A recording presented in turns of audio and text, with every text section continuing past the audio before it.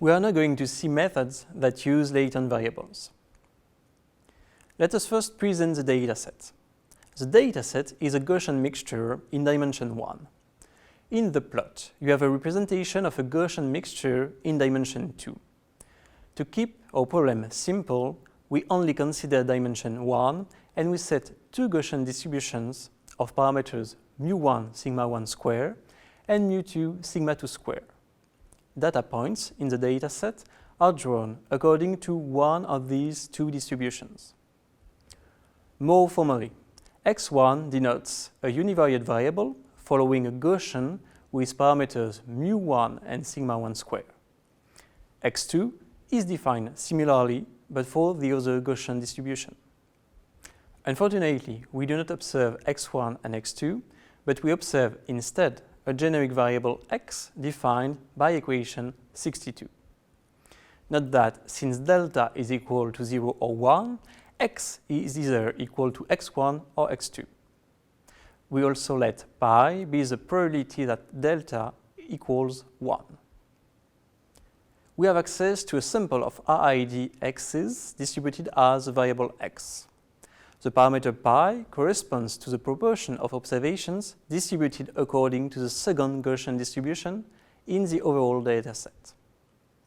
Our aim is to estimate the Gaussian parameters θ1, mu1 sigma 1 square, and θ2 based on this dataset. This would be easy if we knew for each observation if it has been drawn from the first or second Gaussian distribution. This corresponds to knowing the variable delta for each observation. Unfortunately, we do not have this information since we only observe the x's. Our aim is then to recover θ1 and θ2 based on a dataset containing samples of x only. Here, delta corresponds to the definition of latent variable mentioned at the beginning of the course. It is a variable that is not observed, but that would help to understand the data generation process. Note that we let phi theta be the density of a Gaussian with parameter theta. The question now is how to proceed to estimate θ1 and θ2. You can pause the video to think about that.